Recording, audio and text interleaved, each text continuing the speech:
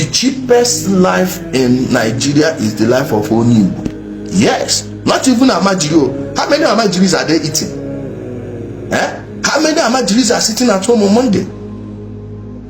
Do you know a single place in the north, a major place, where you cannot drive your car and visit your place just because some people will wait for you, buy you, eat you, pieces your car? The hot zones there, once you avoid it, you avoid it. Why are your people living in that place not running back to your Anambra, Imo, Enugu, Abia, Devon? Because they have it better there. So tell me how your Ndo is not the cheapest. Look at the type of people buying people. If this bingo now ram, as ram take expensive for this salad, you go buy this bingo 15k. But look at how he's just making nice. How many people? This and that. Buy this and now we. High court. Now we. A court? Apart from being a government property, the building alone, if they say, may they sell you, your money reach to rebuild them. If you don't repay evil with a bigger evil, evil will not stop. You have evil because you are tolerating it. Some people want you to be comfortable in it. It's like when you are building a home, you put a brick, you plumb it, and the plumb is not straight. You say, oh, no, only this one. Don't worry, finish the house. You will see that it will bend this way. Then the structure will no longer be solid. People will always do what they will get away with. But when someone looks for your trouble, deal with him. That way, the next person will not try it. You see this, oh, can we, okay, we are one. Oh, we are one, and you come bomb my own. I go relax. Leave your own because we are one. And somebody will tell you, oh, it's your own people. Your own people buy your full family there. Which kind of own people? That person where you buy, they don't get people. Revenge makes life sweet. I'm telling you. If you go to a society where injustice is avenged in three folds, go there, you will see less injustice. Why do you think the days of your ancestors you didn't have bad people? Not that there are no people who didn't want to do bad things. There were no people who want to do bad things. It's because when you do it, you collect the reward immediately. You will be handed your trophy. This is how it works. Cause and effect. Punish evil, evil will disappear. Leave evil, evil will grow. Have you seen that what the criminal Nnamdi Kanu instituted in our land prompted so many people that had menial jobs? In fact, construction in Igbo land wasn't a menial job before Nnamdi Kanu and his ESN started. 80% of our people are greedy. They want to, is this miracle generation. Oh, your miracle is on the way. Oh, receive your miracle. Oh, so anything that will bring money like magic money is a fair game. They all jumped into ESN. Although some of them actually believed Nnamdi Kanu was looking for Biafra from them.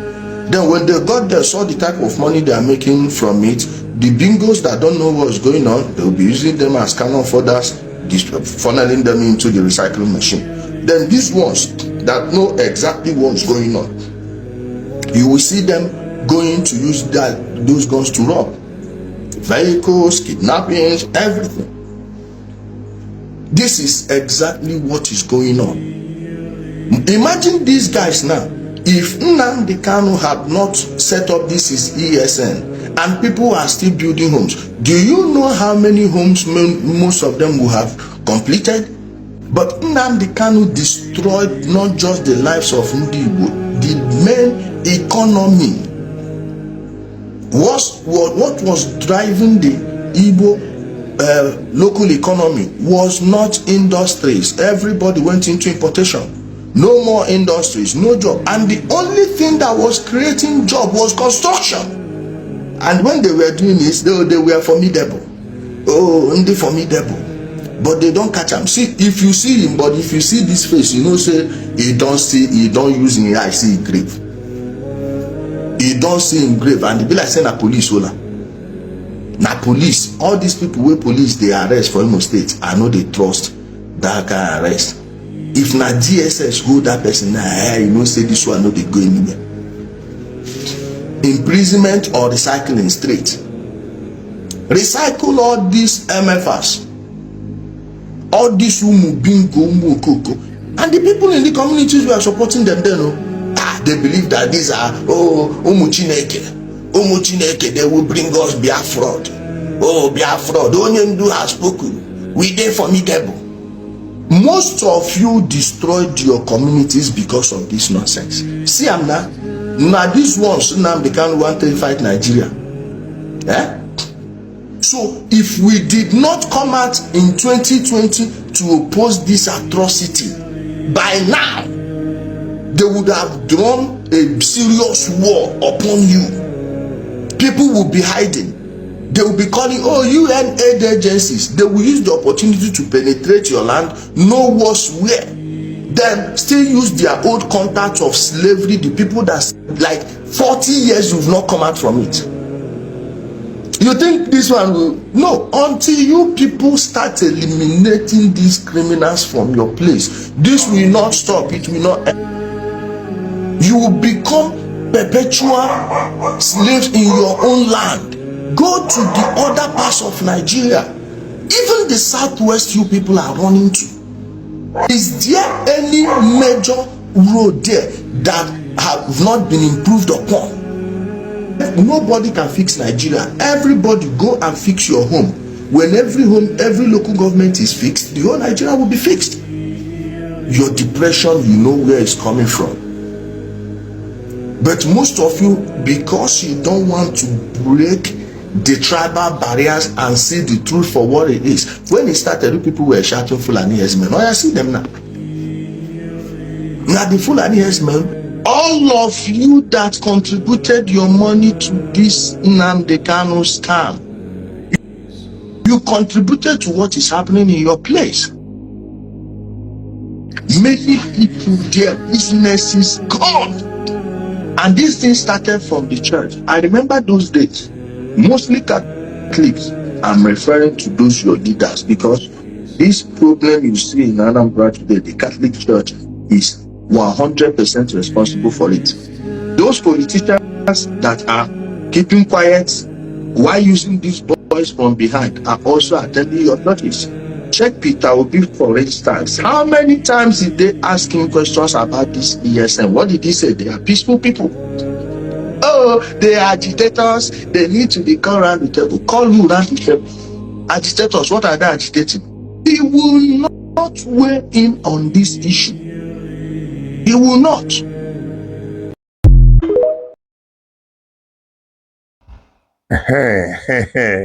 Ẹ má bínú ẹ̀yin ọmọ ìyá mi ní lílókù lẹ́yìn odi gbogbo orígun mẹ́rẹ̀ẹ̀rin àgbáyé. Ṣé rí ìdí tí mo fi kọ́kọ́ fi fídíò yẹn hàn yín ó ní reason. Reason náà dẹ̀ ni wípé ẹ rí pé lẹ́nu ọjọ́ mẹ́ta ẹ jẹ́ n kọ́kọ́ kí yín náà ẹ̀yin èèyàn. Tẹ́ bá mi wo ọ̀rọ̀ tí mo sọ nípa àwọn artists. Tẹ́ bá mi wo part 2, tẹ́ wo part 1, part 2 and part 3. Tẹ́ sì wo part 3 àti wa part 1 àti part 2 yẹn. Tẹ́ sì tún wò lọ́wọ́lọ́wọ́ báyìí torí ó sì tún lọ òkè sí ni. Mo dúpẹ́ lọ́wọ́ yín gan. Ojú ò ní tì yín, pàápàá jùlọ ẹ̀yin tẹ́ sympathize pẹ̀lú wa. Nígbà tí ojú yín ti sálẹ̀ sí nǹkan tó ń lọ, nígbà tí a ṣàlàyé fún yín. Mo dúpẹ́ lọ́wọ́ yín o. Ọlọ́run á ràn yín lọ́wọ́ o. Ojú ò ní tì yín o. Mo dẹ̀ àwọn èèyàn kọ̀ọ̀kan náà tí wọ́n sọ bó ti wù wọ́n. Mo mọ bí tẹ́ belong sí o. Ẹ̀yin tí kò wù yín kí Aṣíwájú Bọ́lá Ahmed ó débẹ̀ tẹ́lẹ̀ ni. So gbogbo tí ẹ̀yin yẹn sọ kò ní mínì. Ìkan tí ẹ sọ pé owó tí mo lọ gbà lọ́wọ́ kí ló ń porúkọ ẹ̀ Olúọmọ pé so ti tán ni. Owó yẹn ò tí ì tán o. Owó tí mo gbà lọ́wọ́ yẹn kì í tán o. Tí èsì tí mo fún nínú lórí kíní yẹn náà ni pé tí ebi bá ń pa dádì ẹ tó mọ̀ pé àtijẹ àti mọ dádì ẹ ó ti ṣòro báyìí o lè contact mi màá ní kó send account number sí mi so that nínú owó tí n bá gbà lọ́wọ́ Tinubu àti tí mo gbà lọ́wọ́ APC àti tí mo gbà lọ́wọ́ Olúọmọ màá lè fi revive bàbá ẹ̀ èsì tí mo fún nìyẹn. So ṣe rí gbogbo ẹ̀ náà kọ́ là ní máa fèsì sí gbogbo ọ̀rọ̀ kọ́ ni ó lésì ṣùgbọ́n gbogbo ọ̀rọ̀ náà kọ́ là ní máa fèsì sí. So ẹ̀yin èèyàn mo dúpẹ́ lọ́wọ́ yín o gbogbo ẹ̀yin tẹ́ ẹ pè mí àtàwọn tí wọ́n tún ẹ̀yin tẹ́ ẹ tún sẹ́ndì nǹkan sí mi mo dúpẹ́ lọ́wọ́ yín ojú òní tì yín o àní fira wa ṣàwátì o mo dúpẹ́ lọ́wọ́ yín o. Ṣé rí fídíò tí mo fi hàn yín tán yẹn nínú àwọn èèyàn tí wọ́n ń pè mí àwọn tẹ̀m pé mo máa ń sọ wípé kì í ṣe gbogbo Ìgbò ni ò dáa wọ́n ń sọ pé kì í ṣe gbogbo Yorùbá ni ò dáa mo dẹ̀ máa ń sọ pé kì í ṣe gbogbo Fúlàní ni ò dáa tẹ̀bá ṣàwò dáadáa àwọn Fúlàní kan wọ́n sáfà akẹ́kọ̀ọ́ rí wípé South West ni wọ́n gbọ́dọ̀ sóònù primary election APC sí sàmà ní àwọn èèyàn ọ̀dà ni ọ̀pọ̀lọpọ̀ ọ̀nà wọn withdraw kí Aṣíwájú Bọ́lá Ahmed Tinubu lè win ní primary election sàmà láwọn èèyàn ọ̀dà ni ńbẹ náà láti rí àwọn olórí burúkú táyé wọn ti bàjẹ́ tó jẹ́ pé kán wá gbé ọmọ wa kán wá jíyàwó wa gbé kán lọ yí àwọn obìnrin wa bá sùn lóko ó ní iṣẹ́ ọwọ́ wọn gbogbo àwọn yẹn Ọlọ́run ó pa wọn ẹ mọ̀ wulẹ̀ ọ̀rọ̀ kíní kọ́ lẹ́nu ọjọ́ mẹ́ta ìyẹ́rì pọ́ Ọlọ́run ó pa wọn run Ọlọ́run ó pa wọn run orí Ọlọ́run kì í fara mọ́ rádaràda Ọlọ́run ó pa wọn run. So ìdí tí mo fi fẹ́ ká gbà pé kì í ṣe gbogbo Ìgbò ni ò dáa nìyẹn torí Ọlọ́run ẹni tó sọ̀rọ̀ tán yẹn ọmọ Ìgbò ni tó bá jẹ́ pé Yorùbá kan ló sọrú ọ̀rọ̀ tó sọ yẹn ẹ jọ̀ọ́ torí Ọlọ́run ṣé wọn ò ní pé ó wà tribalistic ni ṣùgbọ́n ọmọ Ìgbò ni ó tún jẹ́ ká mọ̀ wípé tó o bá ti jẹ́ ọmọ Ìgbò tí wọn bá ti bí ọ sílẹ̀ Ìgbò fake Ìgbò ni ẹ́ ó tún jẹ́ ká mọ̀ wípé ọmọ Ìgbò tí Aṣíwájú fún ní àpọ́tímẹ́ǹtì wọ́n tó ti sọ pé fake Ìgbò ni bọ́rọ̀ ilé ayé tí wọ́n ṣe rí nìyẹn ṣùgbọ́n mi ò fẹ́ ká kọ̀ndẹ́mù gbogbo àwọn Ìgbò torí bó ti wùlẹ̀ orí náà àwọn bó tiẹ̀ jẹ́ 1000 péré ní ìbò tá a rí ní stéètì kankan tó wá lọ́dọ̀ àwọn ọmọ Ìgbò àwa ní fi yẹn kọ̀ndẹ́mù gbogbo ọmọ Ìgbò torí a gbọ́dọ̀ dájú àwọn 1000 tí wọ́n tẹ̀lé wa yẹn níbi pé ọ̀pọ̀lọpọ̀ àwọn ọmọ Ìgbò náà ni wọ́n tẹ̀lé wa lẹ́kọ̀ọ́ gbogbo bí wọ́n ṣe ń ṣe tó ẹ̀rí nǹkan táwọn jáde lẹ́nu àwọn ọmọ Ìgbò kan tí wọ́n jẹ́ ọmọ APC. So mo rọ̀ wá mo bẹ̀ wá lórúkọ Ọlọ́run ṣe rí ibi tí ọ̀rọ̀ dé sìn sùúrù ni ọ̀rọ̀ wa gbà ìjà kọ́ làwa fẹ́ jà ọmọ Yorùbá ò fẹ́ jà ṣùgbọ́n béèyàn bá tọ́ wa àrẹ́dì láti bàjà béèyàn bá wá wa níjà àrẹ́dì láti bàjà àwọn ò bá wọn lérí àbá wọn lérí ogun àbá wọn lérí kinní kan ẹ̀bẹ̀ tí mo kàn máa bẹ̀ ẹ̀yin ọmọ Yorùbá ṣe mọ̀ pé àwọn ọmọ SN àbí kí náà ń porúkọ wọn kí náà ń porúkọ àwọn ọmọ yẹn tẹ́ ń dá wa Biafra àwọn ọmọ Biafra àwọn Biafra tó ti ní látòní Monday lọ gbogbo ọ̀sẹ̀ yìí síta àti òǹtọ́ ni wọ́n fún ẹlẹ́yọ ọjọ́ kan láàrin ọ̀sẹ̀ káwọn èèyàn fi nájà. Now nínú ara gbogbo tí wọ́n sọ yìí náà láti rí gómìnà Anambra tó wá bá gọ́fúnà Lagos State sọ̀rọ̀ nítorí pé gbogbo rúmọ̀sì tí wọ́n ń gbé káàkiri pé à ń fi ọ̀rọ̀ ilé tí wọ́n ń wó ní Èkó à ń fi discriminate ni àwọn náà ti rí òótọ́ ọ̀rọ̀ gómìnà náà ti rí òótọ́ ọ̀rọ̀ ó ti rí wípé bí nǹkan yẹn ṣe bá Haúsá lọ bá Ìgbò lọ bá Yorùbá ló bá àwọn elédè míì náà kì í ṣe ọmọ Ìgbò nìkan ni ṣùgbọ́n gẹ́gẹ́ bí ọ̀rọ̀ tí arákùnrin yẹn sọ èyí náà rí i pé àwọn ni wọ́n kọ́kọ́ tọ́ yín àwọn náà wá ní wọ́n bẹ̀rẹ̀ ariwo tí wọ́n fẹ́ fi gé ní sympathy ó dáa ẹ wo gọ́fúnà tó wá bẹ̀bẹ̀ lẹ́kọ̀ọ́ kí ló tẹ́ agbára gọ́fúnà yẹn kí ló dé tí wọ́n pa agbára gbogbo wọn àpọ̀ àwọn gómìnà márààrún wọn kí wọ́n fáìtì àwọn Biafra yẹn ìwọ wá bẹ àwa pé kájọ káfàyè gba àwọn èèyàn yín bó tilẹ̀ jẹ́ pé àwa ò kí ń discriminate náà tẹ́lẹ̀ ìgbà tẹ́ ẹ fẹ́ kọjá ààyè yín la fi ibi tẹ́ ẹ mọ̀ hàn yín lájẹ́ kẹ́ ẹ mọ̀ pé àjòjì ebó ń lẹ̀ dulẹ̀. So now ìwọ tó lè wá bá àwa nítorí pé òun gbọ́ pé bóyá discrimination ní ilé tí wọ́n ń wó láwọn area kan tó ti affect very few nínú àwọn ọmọ ìlú yín tó dẹ̀ affect ọmọ ìlú tiwa náà tó affect gbogbo ọ̀pọ̀lọpọ̀ àwọn ìran. Ìwọ tó lè fi bẹ̀yẹn lẹ̀ tó lè wá bá wa ń bì tó lè wá bá gómìnà tó lè wá pẹ̀tù sínú. Kí ló dé tẹ́ ẹ lè pẹ̀tù sí àwọn Ipob nínú nílùú yín? Kí ló tágbára ẹ̀yin gọ́fúnà márààrún ò ká Ipob nílùú yín? Ẹ̀bẹ̀ tí mo fẹ́ bẹ̀ ẹ̀yin ọmọ Yorùbá tẹ́ bá wà ní ilẹ̀ Ìgbò, mi sọ pé dandan kẹ́ ẹ mọ́ kó bọ̀ wálé, ṣùgbọ́n bí ẹ bá fẹ́ kó bọ̀ wálé Ọlọ́run bínú sí o. Ìwọ tó bá ti mọ̀ pé kò lè ṣe kó o má jáde láàrin àwọn ọjọ́ tí wọ́n sọ yẹn, tán bá ti dá ọjọ́ yẹn sọ́nà kó tó di ọjọ́ yẹn tètè máa bọ̀ wá sílé, ilé bàbá ọmọ yìí bọmọ lẹ́rù, tètè máa bọ̀ wá sílé o.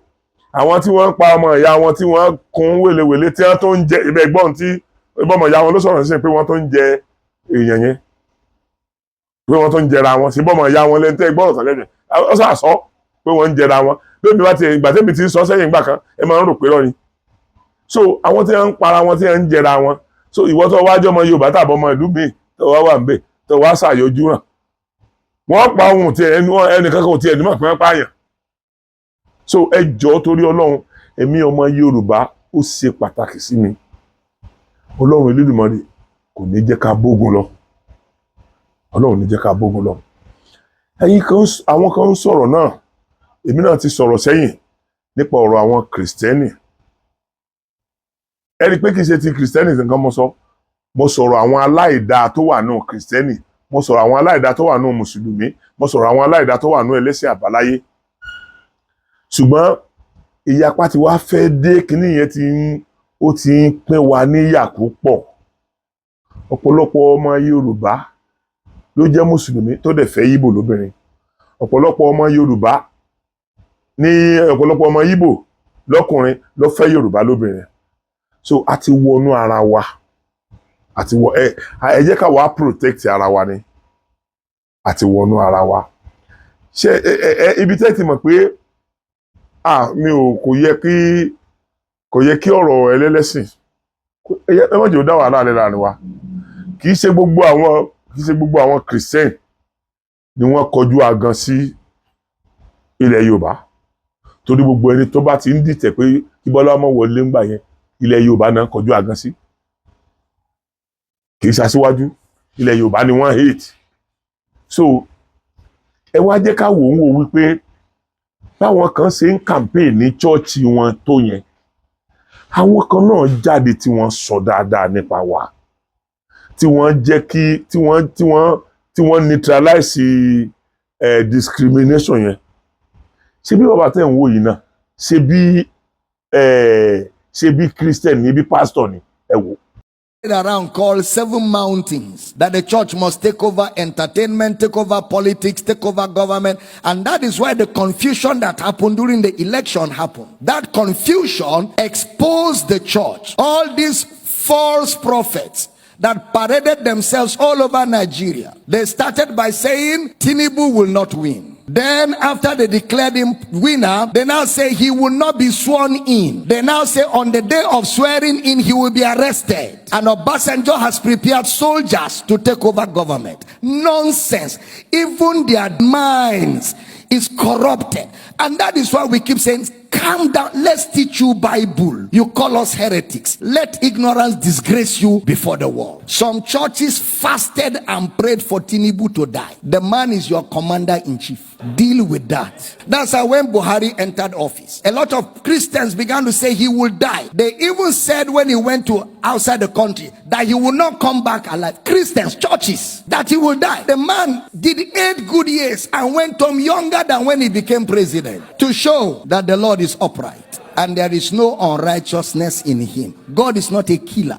And with these false prophecies, they have destroyed the faith of many people, because many people fasted and prayed sincerely that Tinubu should die, and their God travel. So now if you ask them to pray, they are not sure God will answer. They have eroded their faith. They have shipwrecked their faith because of lack of understanding that there's a difference between the kingdom of God and the kingdom of this world. How many of you remember I told you that this thing, God is not involved? Did I tell you that? It's a contest. It's a competition amongst men. And in a competition, men set the rules. In a competition, men draw the border lines. In a competition, men judge the competition. And in a competition, men announce the winner of the competition. True or false? Anything that a man will set the rule cannot be God. God is not a man. Your elections, the rules are set by men. Your constitution is drawn by men. It's not Bible. It's not God. It cannot be God. God does not install presidents. God does not install presidents. Men vote who should rule them. There's a process that is set by men, and men will determine who wins,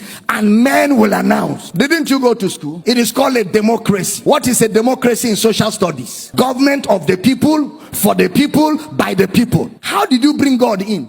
The government of God is a theocracy. You didn't hear what I said. The government of God is a theocracy. That is God's government over his people. There is no theocracy anywhere in the world. It is democracy all over the world. That is why preachers in America kept saying Donald Trump will win, and kept saying it. In fact, one woman of God was on television praying, oh God, send African angels, to come to America and make Donald Trump win. Look at caricature, disgracing themselves, men and women of God, embarrassing themselves before the world, before unbelievers, before other religions, making a caricature of themselves, allowing themselves to be overtaken by lust, ambition, and greed. All of us want Nigeria to be better, including myself. I want a better Nigeria. I want a great Nigeria. I want us to have the best of government. I want us to have development. I desire it so greatly. But it can never be the kingdom of God. It can never be. It is still the kingdom of men. It is still operated by men. And anything that men do can never be perfect. Anything that men are involved, anything that it is orchestrated by men, within the boundaries of men, it can never be perfect. Somebody even said that if Tinubu becomes president, we should amputate his leg. He said, amputate my leg. We're looking for him. Somebody even said he's a prophet. If Tinubu becomes president of Nigeria, there is no God in heaven.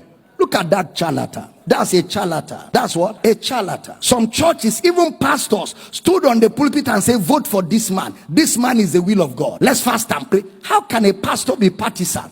The pulpit is not a place for politics. The pulpit is a place, it is the pillar and the ground of the truth of the gospel. You don't use your pulpit except you don't know what the gospel is. And I don't blame them. Many of them don't know what the gospel is. They don't know what the gospel is.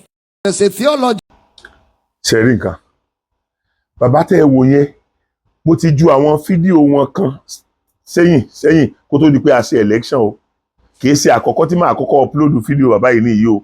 Kì í ṣe after election ní sẹ́yìn sọ tó ń sọ yìí, ó ti ń sọ tipẹ́ before ká tó ṣe election. Ṣé tá bá wà ń condemn gbogbo Christian, ẹ dákun torí Ọlọ́run, ṣá tún condemn orú bàbá yìí ni. Ẹran ti wọnú egun ti wọnú ẹran. Àwọn èpò tó wà láàrin àlìkámà nìkan ni kẹ́ jẹ́ ká fojú sà ká yọ èpò kúrò láàrin àwọn àlìkámà. Ẹ̀yin ọmọ Yorùbá, ojú ò ní tì yín. Ṣé rí èyí tó wá bà mí lọ́kàn jẹ́ jù pátápátá ó ní pé kí ọmọ Yorùbá kan ó sì dìde ní ìsìn kó dẹ̀ tó máa lọ criticize irú aṣíwájú, kó dẹ̀ máa ṣe bí ẹni pé ọ̀run máa okay ẹ wo ẹni yẹn náà. On all this stress and pains I'm going through, at the end of the day, I'm still seeing my people buy fuel at the rate of 520 naira. And the deal settled, the subsidy was paid till end of July. We are seeing in June, my people now buying the fuel. And you as a new president in the office, you are not saying anything. Are you conniving with these people to frustrate masses? Sir, we all drive away from Peter Obi just because we realize that he's a pretender. So if we are not driving away from Peter Obi just because he's a pretender, and the road we were facing now, we were discovered that same person that we believe that is going to for masses is the same people is a pretender to us. Sir, Bola Ahmed Tinubu, don't dare us in this country, don't dare us. Some people are not eating. Some people they cannot walk freely just because they are campaigning for you. They use their life to campaign for you. Sir, you can send us to prison. You can do anything. You can arrest us, but we will never let you rest. If you continue selling food at the rate of 520 naira and you are not saying anything, we use our life to campaign for you. We do have free movement just because we are campaigning for you. Now you are frustrating us. We need to talk at this point. If you don't have a final say on the marketers to tell them they should stop selling food at the rate of 520 naira after 3 weeks in the office. Sir, I am highly disappointed in you. I am highly disappointed in you because I thought after the meeting, you are going to instruct them to sell the fuel at 185 naira till ending of July before you decide on what to do. But as I'm talking to you now, we were saying you played the same role of Buhari, because we all know that when they dictate for Buhari, they tell Buhari what to do. Now same thing is happening to you, Bola Ahmed Tinubu. Let me tell you, we are ready to die on your neck. We will drag with you because we use our life to campaign for you and we will never. Ẹ dákun torí Ọlọ́run, ẹ wo ẹni yẹn. Ẹ wo ẹni yẹn bí ṣe ń sọ̀rọ̀ bí ẹni pé ogun ti dé. Ẹ wo ẹni yẹn bí ṣe ń sọ̀rọ̀ bí ẹni pé Aṣíwájú Bọ́lá Ahmed ti bà gbogbo Nàìjíríà jẹ́. Kí ló tẹ̀yìn aláṣejù máa ń wà? Kó tó di pé ẹjọ́ ń wá láti máa tẹ̀lé Aṣíwájú Bọ́lá Ahmed Tinubu tẹ́lẹ̀. Ẹ sí pẹ̀lú wa nítorí pé ti rí pàwọ́ kan ti èrò ti pọ̀ ń bẹ̀ lẹ́yìn náà fi wá jọyìn wà. Ẹ ṣe wá ń kọ́ta fídíò tèmi ṣe fún Aṣíwájú náà. Ẹ dákun torí Ọlọ́run ẹ̀yin ọmọ Yorùbá, kí l'Aṣíwájú ti sọ tó tọ́ bí ọkùnrin tí wọ́n ń sọ̀rọ̀ bí ẹni pé kọ́ fún yẹn bẹ́ dànù. Ẹ wo irú hatred, ẹ wo irú nǹkan tí ẹni yìí fẹ́ máa preach láàrin àwọn ọmọ Yorùbá. Ọmọ Yorùbá nìyẹn o. Ẹ̀gbọ́n tí àwọn tó jẹ́ Ìgbò, ẹ sáà ti gbọ́n táwọn ọmọ Ìgbò sọ yìí. Ẹ wá gbọ́ ọmọ Yorùbá. Ẹ gbọ́ ọmọ Yorùbá. Ìyẹn máa fi hàn yín wípé ọ̀pọ̀lọpọ̀ nínú àwa tá à ń ṣe fídíò yìí, owó yẹn nìkan látẹ̀bàtì. Owó tí wọ́n fún wa lórí TikTok tàbí lórí YouTube nìkan látẹ̀bàtì lọ́pọ̀lọpọ̀ náà wá. Ẹ jẹ́ kí n kóra mi mọ́ wọn. Ẹ jẹ́ kí n kóra mi mọ́ wọn. Àwọn tó bá àwọn èèyàn tó mọnú rò dáadáa máa mọ̀ pé mi ò sí lára wọn, ṣùgbọ́n ẹ jẹ́ n kóra mi mọ́ wọn. Torí pé tó bá sí pé mo wà lára wọn, ìgbà tí mo kúrò ní àdọ̀ àwọn olóṣèlú tí mo wá sí Yorùbá Nation yẹn, mi ò ní wá gbà yẹn. Torí ìgbà tó yẹ kí n rówó nìyẹn. Ìgbà tí mo tún wá kúrò ní Yorùbá Nation tí mo padà sẹ́yìn yẹn, Aṣíwájú Bọ́lá Ahmed Tinubu yẹn, tó bá jẹ́ pé torí owó ni, mi ní kúrò. Torí almost every day làwọn èèyàn ń sẹ́dẹ̀ owó sí mi. Almost every day. Mo dẹ̀ mọ̀ pé gbogbo ẹ̀yin tẹ́ ẹ jẹ́ olólùfẹ́ mi tẹ́ ń wò mí yẹn, ikú ò ní pa yín fún mi. Ojú yín ò dẹ̀ ní fọ́, ojú lẹ fi ń wò mí nínú tẹlifíṣàn, ojú yín ò ní fọ́. Mo fẹ́ pe ẹ̀yin Yorùbá, ẹ má tẹ̀lé eléyìí o. Ntẹ́lẹ̀ yìí bẹ̀rẹ̀ yìí, òun náà tó fẹ́ fi kó tráfíkì jọ ni o. Tó ló ti mọ̀ pé àwọn èèyàn, pàápàá jùlọ àwọn kan tí wọ́n kulẹ̀ fìgbà kan tẹ̀lé Aṣíwájú tẹ́lẹ̀ tí wọ́n fẹ́ kó débẹ̀. Ó mọ̀ pé gbogbo wọn rọ̀ sí tún lẹ́yìn tí ò bá jẹ́ bẹ́ẹ̀. Mr. Man, kí ló le tó bẹ́ẹ̀ yẹn? Kí ló le tẹ́ wá ń sọ̀rọ̀ bí ẹni pé ọ̀nà fún yín máa bẹ́ dànù? Kí ló dé? Ṣé ẹ dákun kí ni Aṣíwájú ṣe tó ti burú báyìí? Ṣaṣíwájú gangan ló fi owó lé epo ni. Then ṣe rí tẹ́ bá fẹ́ sọ̀rọ̀, ẹ má máa sọ̀rọ̀ kọjá bọ́rọ̀ ṣe yẹ. Ẹni wọ́n sọ wípé wọ́n ti ṣe ọ̀rọ̀ subsidy di ìparí oṣù keje, onírọ́ nìyí, òpùrọ́ nìyí. Ibi tí wọ́n bá subsidy dé ní June. Wọ́n ti bá Buhari ti bá ọ̀rọ̀ subsidy dé June. Tẹ́lẹ̀tẹ́lẹ̀ àwọn náà ti ń rí ní pé bóyá láti June yẹn lọ ó lè má wà sustainable mọ́. June yẹn wà tí ì pé tí Aṣíwájú Bọ́lá Ahmed fi sọ wípé àwọn máa withdraw subsidy. Then ó ti sọ ẹ ti gbọ́ lórí interview náà pé àwọn ò ní fuel block kankan. Wọ́n ti sọ bí ẹ̀mejì àbẹ́ẹ̀mẹ́ta lẹ́nu gbàtà lórí òye yìí. Àdẹ̀tí ìrẹni tó jáde wá pé èyí tó wà ń bíbá ibẹ̀ yìí lẹ́ni. Ẹ̀yin èèyàn jẹ́ ká rọra. ẹ má jẹ́ ká wá tí a jẹ débi pa lọ pàdé tí ó jẹ wá. Ẹ dákun, Buhari tó kù ní orí ipò yẹn ó lò odidi ọdún 8 kò gbà pé kí kálukú lọ ṣe iná ní state ẹ̀. Àwọn House of Assembly ti ṣe òfin yẹn ti pẹ́. Ẹni ìdèdè bẹ̀ láàrin ọ̀sẹ̀ 3. Ó dẹ̀ ní kódà ìwọ gan tó o bá lówó lọ́wọ́ ó ló máa fún ẹ láṣẹ́sì kó lọ ṣe iná kó máa tà fáwọn èèyàn. Ẹ dákun torí Ọlọ́run. Gbogbo àwọn èèyàn tá a mọ̀ pé wọ́n ti jẹ wá tí wọ́n ti jẹ wá lájẹbàjẹ́, gbogbo wọn ó rìtáyà wọn. Ọ̀pọ̀lọpọ̀ nínú wọn wọ́n wà lọ́wọ́ àwọn DSS sí. Bàbá, ṣé ẹ fẹ́ kí Aṣíwájú Bọ́lá Ahmed Tinubu ṣé ẹ fẹ́ kó máa gbókìtì ni? Ọ̀dà o, bí ìjọba yẹn ọba tẹ́ ẹ̀yin lọ́rùn ẹ padà lẹ́yìn ẹ̀. Ẹ padà, àwa yòókù tá à ń tẹ̀lé á tẹ̀lé torí pé a ti rí pé ó fi dáadáa bẹ̀rẹ̀. Bí dáadáa ṣe wá já sí àìdáa lọ́dọ̀ yín ó dìpẹ́ǹdì lé bí ìrònú ti yín bẹ́yìn sí lè ronú sí. Mi ò fẹ́ ká búra wa rárá, ṣùgbọ́n mo fẹ́ ká bára wa sọ òótọ́ ọ̀rọ̀. Gbogbo nǹkan láyé ẹ jẹ́ á bẹ̀rù Ọlọ́run o. Ẹ jẹ́ á bẹ̀rù Ọlọ́run o. Bàbá tún wá gbọ́, ó tún wá jẹ́nu Yorùbá láti gbọ́. Lẹ́yìn tẹ́ ti rí lórí íńtánẹ́ẹ̀tì tó jẹ́ pé ọ̀pọ̀lọpọ̀ àwọn Ìgbò tí wọ́n tẹ̀lé Obi wọ́n ti ń padà regret tí wọ́n dẹ̀ ń sọ jáde tí wọ́n dẹ̀ ń gbé sórí íńtánẹ́ẹ̀tì páwọn ọmọ pé dáadáa báyìí ni ẹni ń bọ̀ wá sí. Ìwọ tó wá jẹ́ ọmọ ìyá, ìwọ tó jẹ́ Yorùbá, gbogbo ṣe ń sọ̀rọ̀. Mr. Man, ẹ retrace ìwé yín o. Ẹ retrace ìwé yín o. Àwọn ọmọ Yorùbá ò ní tẹ̀lé yín lọ bí tẹ́ lọ yẹn o.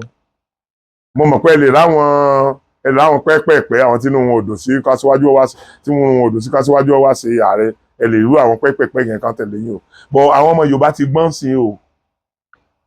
Tẹ́ ẹ bá mọ kọ́mẹ́ǹtì táwọn Yorùbá máa ń gíf lórí àwọn nǹkan tá à ń sọ, àwọn nǹkan tá à ń preach lórí sìn, ẹ mọ̀ pé àwọn ọmọ Yorùbá ti gbọ́n. Ẹ̀yin ọmọ Yorùbá, mo dúpẹ́ lọ́wọ́ yín, ojú ò ní tì yín, àní fojú sunkún ara wa, àní wára wa tì. Ẹ rí i pé tí Aṣíwájú bá ṣe tí ò dáa, tí mo mọ̀ pé ò dáa, wàláhì máa jáde sọ̀rọ̀ fún wọn. Ṣé ẹ mọ̀ pé mo sọ̀rọ̀ fún gọ́fúnà Lagos State láìpẹ́ yìí? Kì í dẹ̀ ṣe gọ́fúnà gangan ló ń ṣe nǹkan tí mo sọ̀rọ̀ lé lórí, ṣùgbọ́n ọ̀ndà kí ààrẹ ni wọ́n ti ń ṣe nǹkan yẹn. Èmi ń ta lólobó nìyẹn. Mo ń ta gómìnà lólobó nìyẹn pé under your watch wo nǹkan táwọn èèyàn ṣe, wo bí wọ́n ṣe ń fi ara ní àwọn ará Èkó tí wọ́n láwọn ò ní gbà káwọn kan ó borí rẹ nígbà election. Wo ìnira tó ń bá wọn. Wo bí wọ́n ṣe fẹ́ sọ Èkó dà mẹ́yìn lọ́wọ́. Mo pè wọ́n ṣàkíyèsí o. Mi ò ti torí pé èèyàn mi ni wọ́n. Mi ò gba kọ́bọ̀ lọ́wọ́ anybody. Orí ìyá ni mo tó ti sọ yìí. Ẹ ti bá gbowó lọ ẹ̀kọ́ jáde kó ní gbogbo owó lọ́hùn. Mi ì gba kọ́bọ̀ lọ́wọ́ olóṣèlú kankan. 5 naira. Láti bàtà ti parí election. Lẹ́yìn rírí tí mo rí Aṣíwájú Bọ́lá Ahmed Tinubu ní Àbújá jọ síwárin wọn, mi ò tó tí ìfojú kan wọ́n dìsẹ̀. Àfi tí kí n máa rí wọn nínú tẹlifíṣàn tàbí mo rí wọn lórí amóhùnmáwòrán. Ẹ dákun torí Ọlọ́run. Ẹ jọ̀ọ́ ẹ mọ́ tí ìjà bẹ̀rẹ̀ ọ̀tẹ̀, ẹ mọ́ tí ìbẹ̀rẹ̀ ọ̀tẹ̀ eléyìí. Táwọn kan bá dẹ̀ ní àwọn fẹ́ bẹ̀rẹ̀ ọ̀tẹ̀, ẹ jẹ́ káwọn máa àwọn yẹn lọ́lọ́tẹ̀, ẹ jẹ́ káwa náà ò fèsì wọn. Ẹ ságbọ́n nǹkan tí bọ̀bọ̀ Ìgbò kan sọ lẹ́ẹ̀kan. Ó ní wèrè la fi wo wèrè. Nítorí pé àwọn náà máa ń dákẹ́ jẹ́ ńgbà míì. A wá jẹ́ kí àwọn onírádàrà yẹn kan máa strive gan, wọ́n máa lọ sókè torí pé ààrẹ.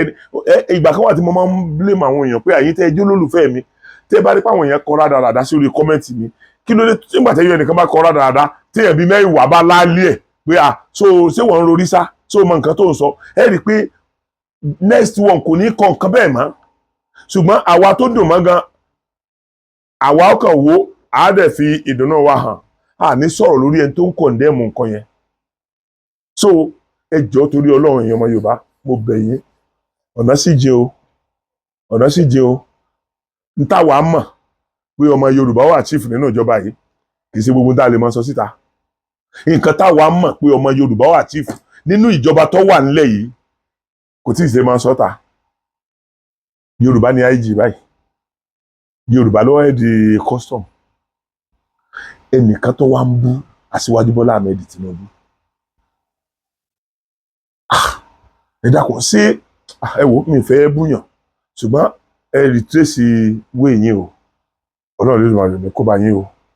Ọlọ́run ní jẹ́ kó o gbèrè tìjú lórí wàhálà díẹ̀ tó tiẹ̀ ṣe ńgbà tá à ń pariwo fún wọn o. Ẹ̀dùn wàhálà díẹ̀ lẹ́sẹ̀ nínú ẹnẹ́gbẹ̀rún tírú àwa ẹ̀ṣẹ̀ àwa àdẹ̀gbà sísì o. Àgbà sísì o. Ẹ má rò pé nítorí pé báyà àyè nìkan lẹ̀ gbowó. Ẹ ṣe wa ń kọ́ta nǹkan tèmi ṣe àwa ọ̀dẹ̀gbà sísì. So táwọn bá lè gba sísì ó yẹ kẹ́mi ìbọ̀dẹ̀ mọ̀ pé yín náà ẹ lè gba kọ́bọ̀. Ṣùgbọ́n ẹ mọ̀ sóore kẹ́ ẹ jókòó tí o. Pé ẹ̀yin lẹ campaign ìbò mélòó ni wọ́n nìkan dì? Ṣé ìbò mẹ́wàá ló dì ní wọ́n nìkan? Kì í ṣe ìbò ẹyọ kan tó dì lèmi dì ní? Kì í ṣe ìbò kọ̀ọ̀kan náà làwọn èèyàn dì ní? Kí ló sáwọn èèyàn máa ń súré sí règùn náà? Kí lẹ̀ ń sí règùn lé lórí báyìí? Kí lẹ̀ ń sí règùn lé lórí? Kí l'assurance pé Aṣíwájú Bọ́lá Ahmed Tinubu ló dìbò fún? Kí l'assurance? So ẹ jọ̀ọ́ ẹ̀yin èèyàn Ọlọ́run Olódùmarè ní bá yọ wá jẹ́ ẹ̀yin ọmọ Yorùbá ẹ jọ̀ọ́ torí Ọlọ́run ẹ jẹ́ kára máa bá bọ̀ wẹ́rẹ́wẹ́rẹ́ bẹ́ẹ̀ ìṣọ̀kan Yorùbá ló jẹ mí lógún. Ẹ má jẹ́ ká condemn ara wa. Gbogbo ọ̀nà ni ẹ jẹ́ àgbàdúró tira wa. Ká dẹ̀ má máa condemn àwa Yorùbá láàdá. Mo ti ń sọ kí nìyẹn ti pẹ́. Ẹ jọ̀ọ́ ẹ jẹ́ kí nìyẹn ó kúrò lọ́rọ̀ wa. Àwa Yorùbá láàdá, àwa Yorùbá láàdá, àwa Yorùbá dá o. Yorùbá mú ọ láti bí lọ sí USA. Ọgbà fíṣà ẹ ó fún ẹ lówó ó ṣe gbogbo ẹ̀. Bóyá nítorí pé ìwọ náà ti wá jájú oge ó ti já mọ́ lọ́wọ́. Yorùbá ò sì dá. Àwọn náà sì mú ọ kúrò nínú ìyà bíbá ẹ lọ síbi tó wà. Yorùbá ò sì dá. Inú ilé-iṣẹ́ Yorùbá ló ti ń ṣiṣẹ́ tó ń gba owó oṣù. Yorùbá ò sì dá. Glo ọ̀pọ̀lọpọ̀ ọmọ Yorùbá ló fún ní ambassadorship. Yorùbá ò dẹ̀ dá. Ẹ̀yin èèyàn kí lẹ tún fẹ́ kàn ṣe? Ojú ò ní tiwa o. À ní faragbà wẹ̀ o. Ẹ má jẹ́ ká condemn Yorùbá mọ́ o. Mo kí yín pé ojú ò fẹ́ra kù.